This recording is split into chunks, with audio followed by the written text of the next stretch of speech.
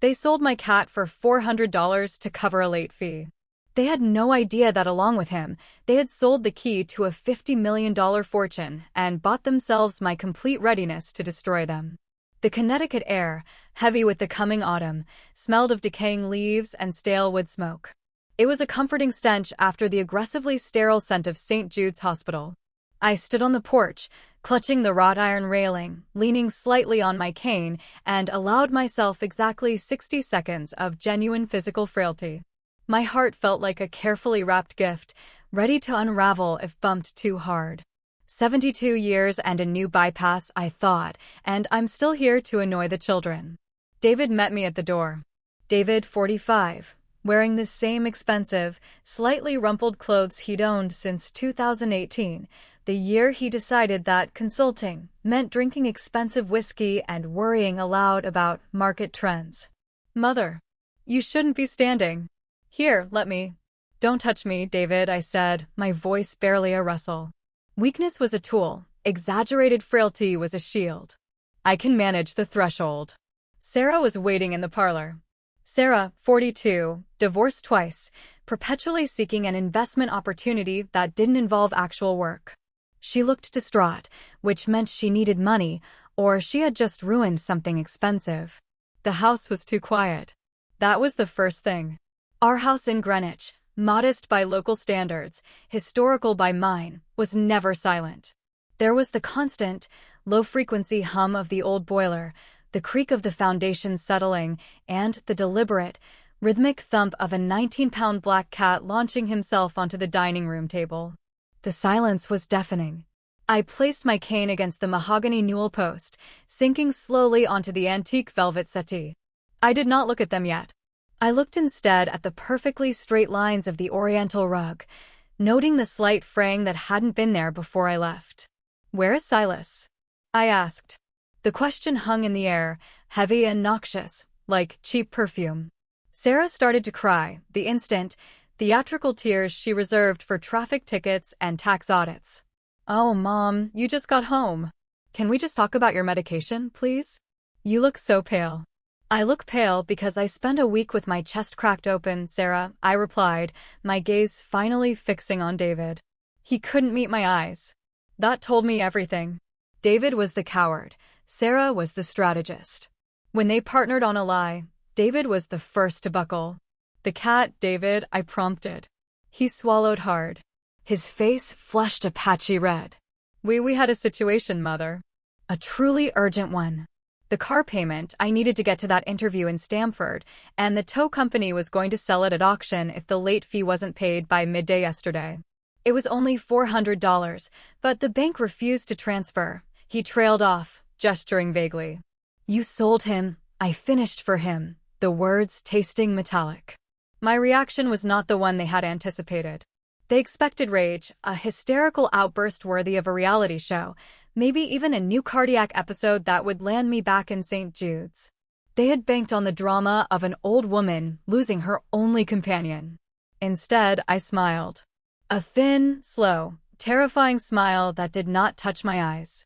It was the smile I used to deploy in closed-door sessions in Washington, right before I ended someone's career with surgical precision.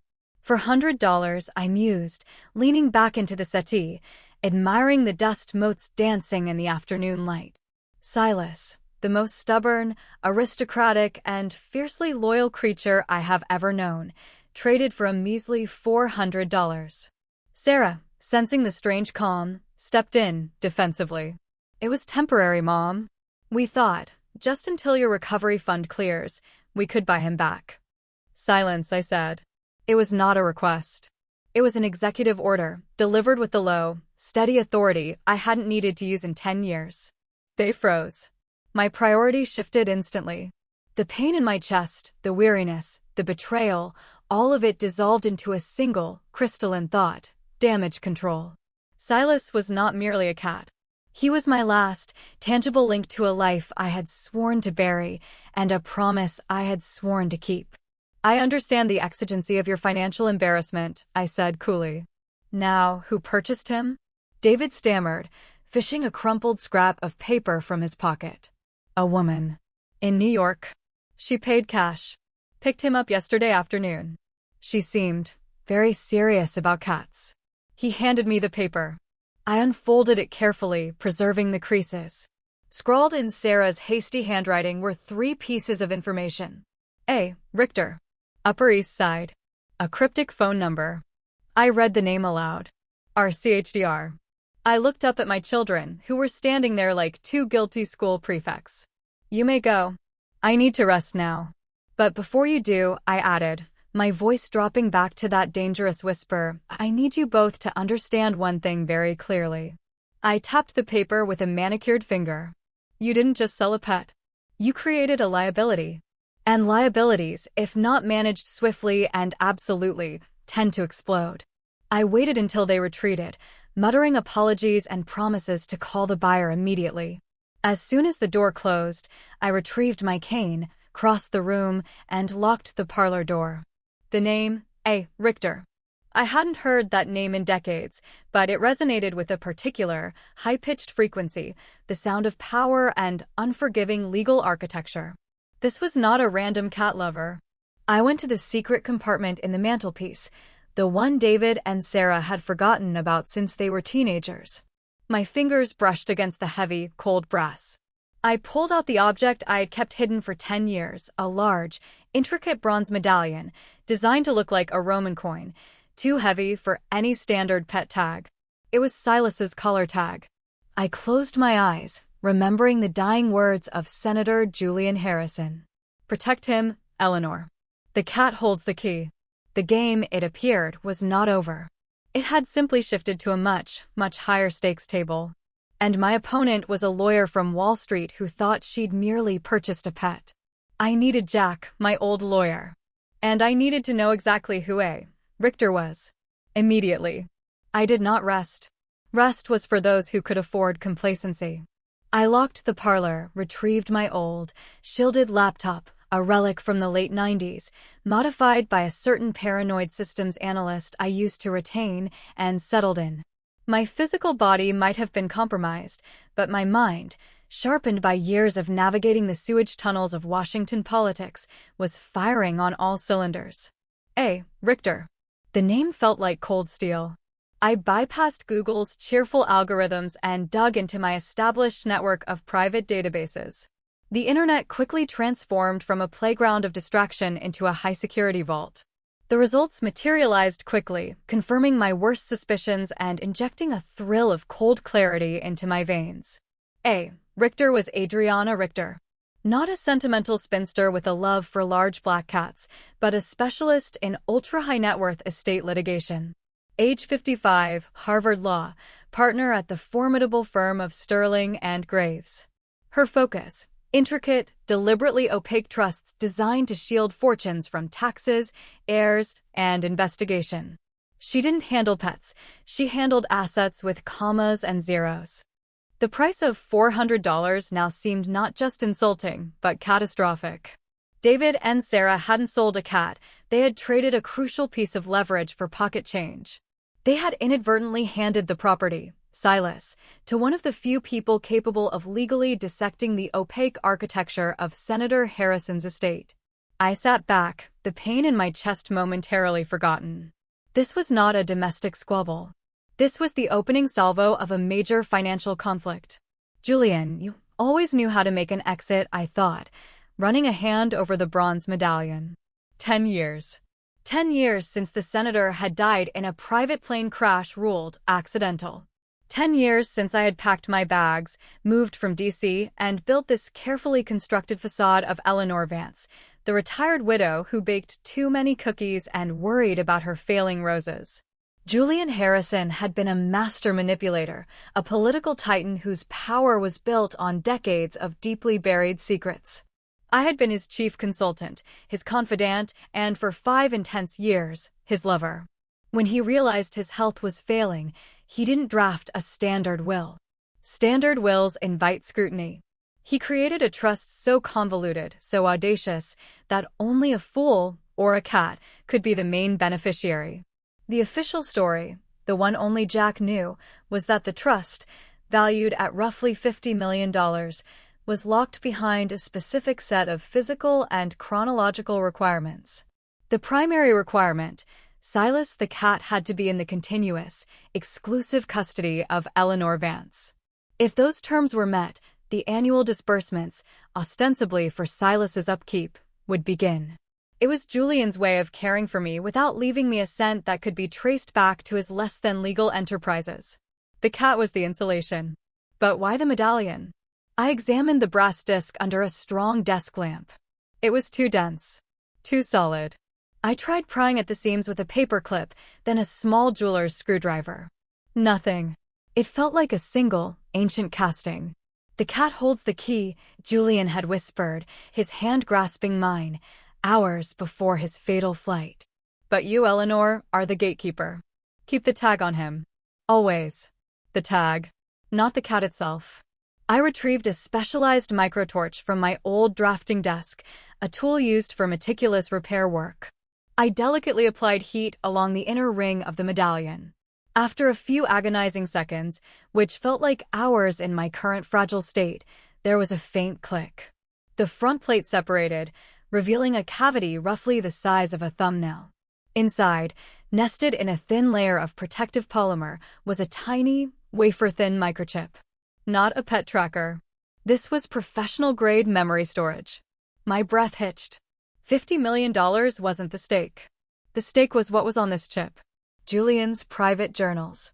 His ledgers. The compromising evidence he held on half of Capitol Hill.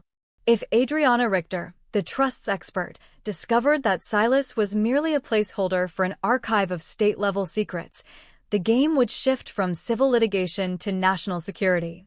I carefully tucked the chip into a small, airtight vial and concealed it inside a hollowed-out book on my shelf. Silas was safe, but the key to the empire was now in my hands. Next, I needed my attorney. I called Jack, using the secure line connected to the old laptop. Jack was pushing 80, officially retired, and living in quiet splendor in Florida, believing I was safely puttering around in my garden. The phone rang 3 times before he answered, his voice thick with sleep and irritation. "Eleanor? Do you know what time it is, darling?" I was dreaming I was on a yacht. "The yacht can wait, Jack," I cut in, maintaining a low, urgent tone. "I need you to pull up the Harrison Irrevocable Trust, File Sigma 12. The asset, Silas, has been compromised." Jack woke up instantly. I could hear the sharp intake of breath on the other end. Compromised? What in God's name happened, Eleanor? Did the senator's relatives finally get a subpoena? Worse. My children sold him. For $400, Jack. The asset is currently in the custody of Adriana Richter of Sterling and Graves. A long silence followed, heavier than the silence in my house. "Adriana Richter," Jack repeated, his voice now a low, professional growl. "Dear God, Eleanor. She doesn't take a client unless the principal is astronomical and the moral component is toxic. She's going to dissect that trust like a biology student." "Precisely," I confirmed. "I need you to secure a temporary injunction to reclaim the property based on the unauthorized transaction by my designated, but ultimately untrustworthy agents. I need to make contact with Richter by tomorrow morning before she registers Silas in any official capacity." "And Jack?" "Yes. Tell her the property is worth $50 million and that the unauthorized sale constitutes criminal fraud against the beneficiaries. Hit them hard and fast. Make David and Sarah feel the heat before they can start lying under oath." $50 million, Jack sighed, the sound of a man resigning himself to a return to high-stakes combat. "Welcome back, Eleanor. I was worried you were going soft." "Softness," I replied, looking toward the closed door behind which my children slept, oblivious to the storm they had conjured, "is a luxury I cannot afford. I need to get Silas back before he becomes collateral damage in a fight I haven't officially started." I hung up, the microchip burning a metaphorical hole in the hollowed-out book. The game was set. Adriana Richter now possessed my cat, but I possessed the truth, the one thing Julian Harrison valued more than his life. The waiting began. I knew tomorrow morning would bring a very different kind of visitor to my quiet Greenwich home, and I intended to be ready for her. The morning dawned crisp and unforgiving. I was seated at the kitchen table, nursing a lukewarm cup of coffee, the kind that David brewed, simultaneously weak and burnt. I had taken my morning medication exactly as prescribed, ensuring that my heart was steady, even if my pulse was currently running the marathon of a woman half my age. David and Sarah were conspicuously cheerful. They had spent the last 12 hours frantically searching for a solution, finally landing on a strategy of aggressive ignorance. They tried to act as if the Silas incident had been a minor inconvenience, like a leaky faucet now fixed. "So, Mom," Sarah chirped, spreading cheap margarine on a dry bagel. "Did you get hold of that woman? What did she say?" "That cat probably just needed a few days to adjust, you know. He's territorial." "I haven't spoken to her yet, dear," I lied smoothly. I had instructed Jack to ensure that all communication came through his office, professionally filtered, thereby controlling the narrative from the outset. "She's a busy professional, I imagine. But I believe we will hear from her shortly." David, buoyed by the prospect of a quick, clean resolution, a $400 refund, and a returned cat, nodded approvingly. "Yes, good. Tell her it was a misunderstanding. Tell her we were under duress. Maybe we can offer her a small compensation for her trouble." "I assure you, David," I said, lifting my coffee cup to my lips, "no compensation will be necessary." The doorbell rang precisely at 8:58 a.m. It was not a gentle, neighborly chime. It was a sharp, insistent double ring that suggested impatience and authority. David jumped up relieved. "That's probably her. Maybe she's just dropping him off. I'll handle it." "Stay exactly where you are, David," I ordered, a tremor of steel in my voice. "I will open the door." I stood up slowly, leaning on the cane, allowing the theatrical weakness to settle back into my posture. I crossed the polished wood floor, feeling the familiar, anticipatory hum of adrenaline. I opened the door. On my threshold stood Adriana Richter. She was precisely as formidable as her biography suggested, tall, impeccably tailored in a dove-gray suit, her dark hair pulled back severely. She carried not a cat carrier, but a pristine leather briefcase. She was flanked by two men in standard-issue corporate security suits, large, silent, and radiating the quiet menace of professional enforcers. She did not smile. She did not introduce herself. She merely looked past me, assessing the interior of the house with a look of cool distaste. "Mrs. Vance," she asked, her voice low and polished, like stones worn smooth by decades of running water. "Ms. Richter," I replied, nodding formally. "I believe you have something that belongs to me." "Indeed. I have your cat, Silas," she confirmed. "And I have this." She reached into her briefcase and pulled out a stack of documents, bound neatly with a red ribbon. She handed the top sheet, a thick, legal parchment with a prominent seal, to David, who had materialized nervously behind me. "These documents pertain to the estate of the late Senator Julian Harrison," Richter announced, addressing both children, completely ignoring me for the moment. "Specifically, they are an official notification regarding the status of the Harrison Irrevocable Trust. We attempted to serve these yesterday at this address, but were informed that the primary guardian was unavailable." David looked at the paper. His initial expression of confusion quickly morphed into utter bewilderment, then sudden, stark fear. "What is this?" he stammered, his eyes scanning the dense legal text. "The senator." "I don't know any senator." Sarah crowded behind him, peering over his shoulder. She caught the critical paragraph immediately. Unlike David, Sarah grasped legalese quickly when it concerned money. "David, wait. Trust fund? It says primary beneficiary, Silas Felis Cadis. Sarah's voice rose to a shriek. "What the hell is this, mother?" I stepped aside, offering Richter a small, non-committal wave toward the parlor. "Ms. Richter, please. I believe we should discuss the protocol indoors. My children tend to become dramatic when faced with paperwork." Adriana Richter followed me into the parlor, her security detail positioning themselves unobtrusively by the door. She looked every inch the apex predator who had just spotted prey. David and Sarah followed, paralyzed by the sheer volume of zeros they were reading. "The trust, as drafted by Senator Harrison 10 years ago, is valued at approximately $50 million, Richter stated calmly, resting her briefcase on the marble coffee table. The terms are extremely specific. The entirety of the principal is designated for the care, health, and welfare of the aforementioned beneficiary, Silas, for the duration of his life. David let out a choked sound, sounding like a dying goose. 50 million? However, Richter continued, her voice taking on a harder edge, the trust specifically names Mrs. Vance as the only authorized custodian and fiduciary agent.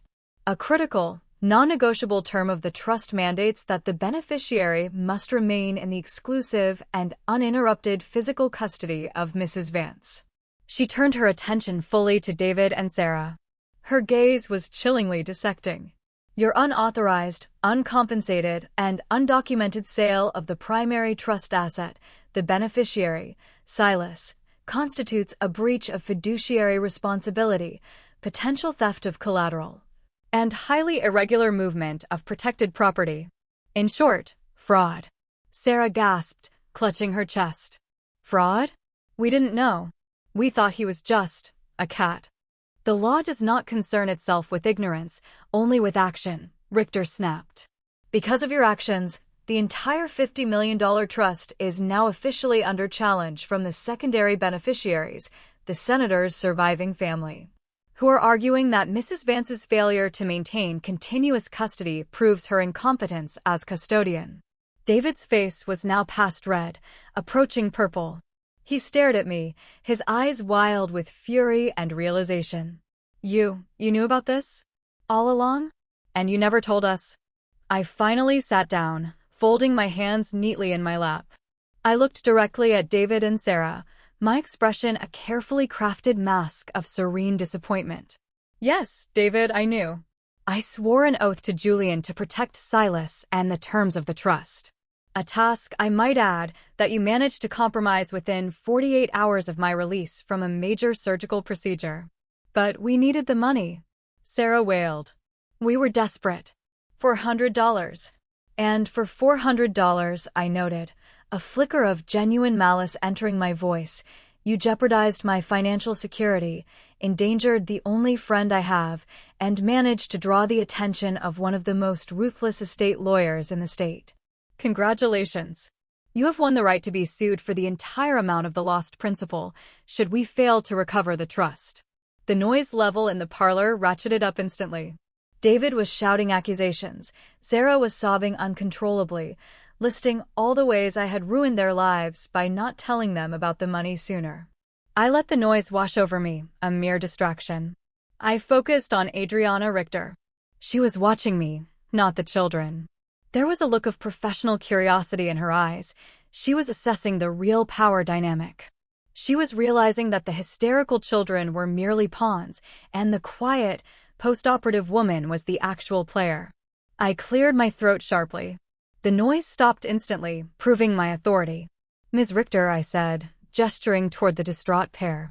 As you can see, I was temporarily incapacitated, and my agents acted without my knowledge and certainly without my consent.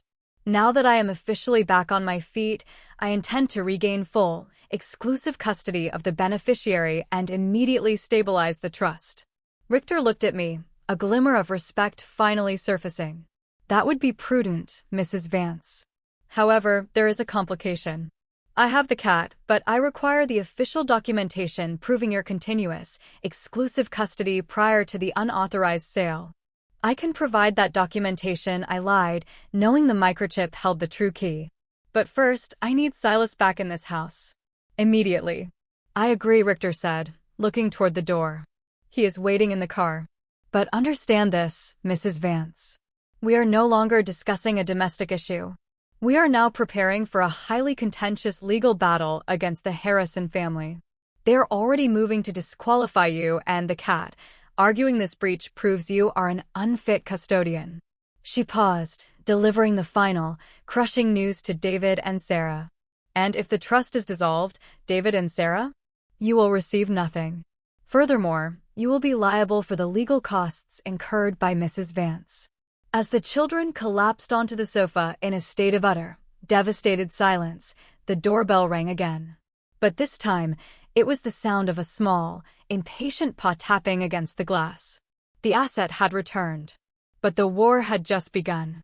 Chapter 4: Protocol and the Past. Silas strode into the parlor with the disdainful grace of a monarch returning from a brief, involuntary exile. He ignored everyone, the lawyers, the guards, the weeping heirs, and made a beeline for the thickest, most expensive cushion on the settee, where he began a fastidious, loud cleaning ritual. I watched him, a knot in my stomach loosening slightly. He looked fine, a little stressed, perhaps, but otherwise unharmed. He had even managed to shed the new, brightly colored plastic collar that Richter must have put on him. "He is back in your custody, Mrs. Vance," Richter stated, her eyes following the cat with grudging admiration. "I will document the transfer of the asset as of 9:07 a.m. this morning. However, we have a pressing issue." She dismissed the children with a cold flick of her wrist. "Mr. Vance, Ms. Vance, your presence is no longer required in this meeting. I suggest you consult legal counsel regarding the potential fraud claims against you. The matter is closed." David, still reeling from the $50 million shock, made one last, desperate grab for relevance. "But Mom, we are family. We can help. We can testify." "You have already testified, David," I noted mildly. "Your testimony was that you illegally sold the primary asset of a $50 million trust for $400. Thank you for your service." They retreated, defeated, the sounds of their frantic, whispered argument echoing from the hallway. I focused entirely on Richter. This woman was a worthy opponent, sharp, utterly pragmatic, and driven purely by the rule of law and the scale of the fee. "Sit down, Ms. Richter," I instructed, gesturing toward the armchair. "Let us discuss the reality of the Harrison Trust, outside the presence of the peanut gallery." Richter settled into the chair, adjusting her skirt with surgical precision. "I have been retained by the Harrison estate. My mandate is twofold. First, to ensure the fiduciary integrity of the trust. Second, to defend it from the challenge posed by the senator's nephew, Mitchell Harrison." "Mitchell," I repeated, the name tasting like dust. He was Julian's aggressive, ambitious nephew, a man who believed everything his uncle owned should rightfully be his. "He is filing a motion this afternoon to have the trust immediately vacated, citing negligence on your part," Richter explained.